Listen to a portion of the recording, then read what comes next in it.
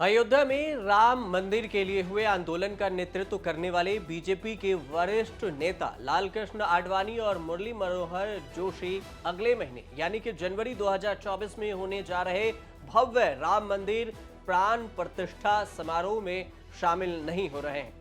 हालांकि ऐसा नहीं है कि वो खुद नहीं आ रहे हैं, जबकि उन्हें न आने के लिए अपील किया गया है। अब सवाल ये उठता है कि कोहली, सचिन, अमिताभ बच्चन, अक्षय हो या अंबानी, अदानी, करीब 4000 से ज्यादा दिग्गजों को रामलला के प्राण प्रतिष्ठा कार्यक्रम में बुलाया जा रहा है, तो आडवाणी और मुरली मनोहर जोशी जैसे दिग्गज को क्यों नहीं बुलाया जा रहा?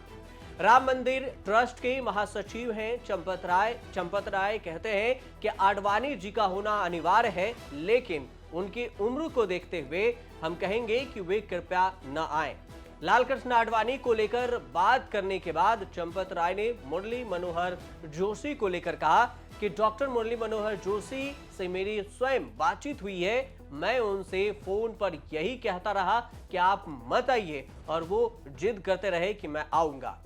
कल्याण सिंह से जुड़ी एक घटना का जिक्र करते हुए चंपत राय ने कहा कि राम मंदिर के शिलान्यास के समय 5 अगस्त को कल्याण सिंह जिद करने लगे कि वे जरूर आएंगे। तो पहले चंपत राय ने आडवाणी जोशी को लेकर क्या कुछ कहा है, वो बयान सुन लीजिए। आडवाणी जी का होना अनिवार्य है, और हम ये भी कहेंगे वो कृपया ना आए। आपको मालूम है कि नहीं, आप आडवाणी जी को देखा भी है कि नहीं? आडवाणी जी की आयु में आप पहुंच पाएंगे कि नहीं पहुंच पाएंगे? डॉक्टर जोशी से मेरी स्वयं वार्ता हुई और मैंने यही कहता रहा फोन पर, आप मत आइए, और वो जिद करते रहे मैं आऊंगा। मैं नहीं समझता कि मेरे से ज्यादा संबंध आप में से किसी के हैं क्या, जितने मेरे उनसे संबंध हैं। और मैं बार बार निवेदन करता रहा, गुरुजी आप मत आइए, आपकी आयु, सर्दी, आपने घुटने बदलवाए हैं। वो कहते नहीं मैं आऊंगा, हरी इच्छा बलवान। मैं आपको बता दूं, 5 अगस्त को कल्याण सिंह जिद करने लगे मैं जरूर आऊंगा। अब क्या करें? तो मैंने उनके लड़के को कहा, इनको हाँ हाँ करते रहो, आखिर के दिन सोचेंगे। और आखिर के दिन उनको कहा आज आपको नहीं आना, मान लिया। घर के बुजुर्गों के साथ कैसा व्यवहार किया जाता है, तो इसलिए ये सवाल पूछना अच्छी बात नहीं है। ऐसा लगता है जैसे आप आडवाणी जी की मजाक उड़ा रहे हैं। राम मंदिर आंदोलन का अगर जिक्र हो तो 3 नाम सबसे अहम हो जाता है। सबसे पहला नाम लालकृष्ण आडवाणी का आता है, और दूसरे नंबर पर मुरली मनोहर जोशी आते हैं, और तीसरे नंबर पर कल्याण सिंह। आडवाणी अभी 96 साल के हैं और मुरली मनोहर जोशी अगले महीने 90 साल के हो जाएंगे। दोनों बुजुर्ग हैं, इसलिए उनकी उम्र को देखते हुए उनसे न आने का अनुरोध किया गया है कि दोनों ने ये अनुरोध भी स्वीकार कर लिया। वैसे तो राम मंदिर आंदोलन में योगदान देने वालों की लिस्ट काफी लंबी है, लेकिन इसमें कुछ नाम अशोक सिंघल, लालकृष्ण आडवाणी, मुरली मनोहर जोशी, उमा भारती और आदि सबसे आगे माना जाता है। जब भी आंदोलन का जिक्र होता है तो ये नाम सबसे आगे होते हैं।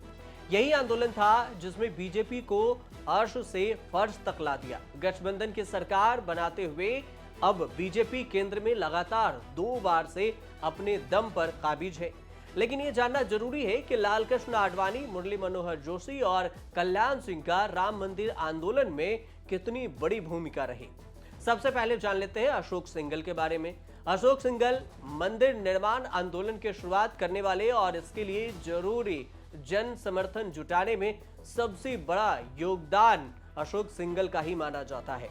उन्हें राम मंदिर आंदोलन का चीफ आर्किटेक्ट भी कहा जाता है। अशोक सिंघल विश्व हिंदू परिषद के सबसे लंबे समय तक अध्यक्ष रहे। उन्होंने 2011 में स्वास्थ्य कारणों से इस्तीफा दे दिया। इसके 4 साल बाद 17 नवंबर 2015 को उनका निधन हो गया। लालकृष्ण आडवाणी की अगर बात की जाए तो बीजेपी की नींव रखने वाले नेताओं में लालकृष्ण आडवाणी की राम मंदिर आंदोलन को राजनीतिक लड़ाई लड़ने वालों में अगुआ माना जाता है। उन्होंने सोमनाथ से अयोध्या तक यात्रा शुरू की थी और इस यात्रा को अपार जन समर्थन भी मिला। लेकिन बिहार के तत्कालीन मुख्यमंत्री लालू प्रसाद यादव के निर्देश पर आडवाणी को बिहार के समस्तीपुर जिले में गिरफ्तार कर लिया गया। इसके बाद 1992 के बाबरी विध्वंस केस में भी आडवाणी आरोपी बनाए गए। मुकदमा अभी भी सीबीआई स्पेशल कोर्ट में चल रहा है।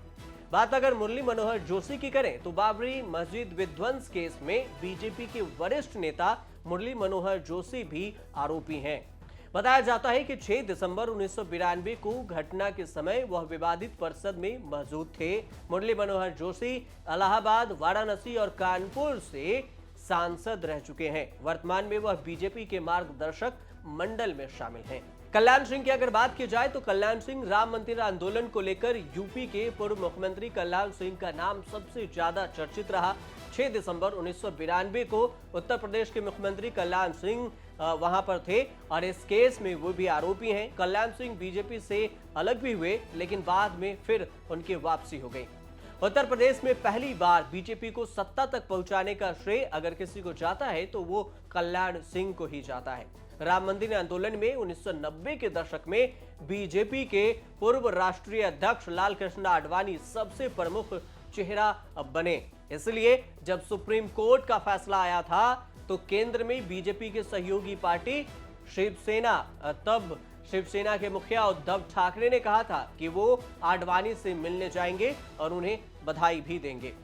आडवाणी ही वो शख्स थे जिनकी अगुवाई में बीजेपी ने 1992 के बाद से लगातार बढ़त बनाई। पार्टी ने केंद्र में दिवंगत पूर्व पीएम अटल बिहारी वाजपेयी के नेतृत्व में सरकार बनाई और आडवाणी उप प्रधानमंत्री बने। बाद में बीजेपी में मोदी युग आने के बाद आडवाणी धीरे धीरे नेपथ्य में चले गए, उनको साइड लाइन में रख दिया गया। फिलहाल पार्टी के मार्गदर्शक मंडल में शामिल हैं। राम मंदिर आंदोलन के वक्त मुरली मनोहर जोशी बीजेपी के दूसरे सबसे बड़े कद्दावर नेता हुआ करते थे। उन्होंने मंदिर आंदोलन के लिए योजनाएं बनाई और उसे पूरी ताकत के साथ पार्टी के लिए जमीन पर उतारा भी। मंदिर आंदोलन के समय प्रधानमंत्री नरेंद्र मोदी और जोशी की जुगलबंदी की तस्वीरें कुछ साफ दिखती है और इसकी कहानी भी बहुत कुछ कहती है। लेकिन 2014 के बाद से जोशी धीरे धीरे पार्टी के पर्दे के पीछे चले गए।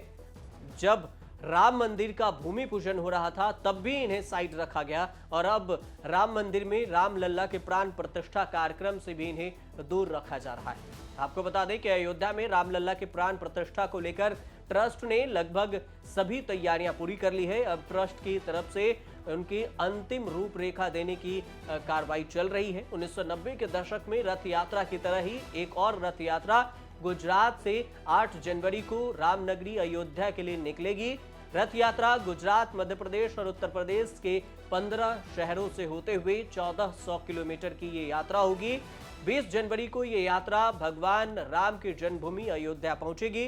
प्रतिष्ठा समारोह के बाद 24 जनवरी को उत्तर भारत की परंपरा के अनुसार 48 दिनों तक मंडल पूजा होगा और वहीं 23 जनवरी से आम लोग रामलल्ला के दर्शन कर सकेंगे। अयोध्या में 3 से अधिक स्थानों पर मेहमानों के ठहरने की उचित व्यवस्था की गई है।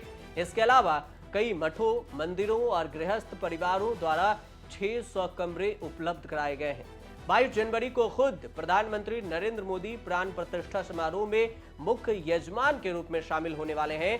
प्रधानमंत्री मोदी के अलावे 4000 वीवीआईपी अतिथियों को आमंत्रण पत्र भी भेजा गया है जो रामलल्ला प्राण प्रतिष्ठा कार्यक्रम में शामिल होंगे। आप देखते रहिए न्यूज़ तक।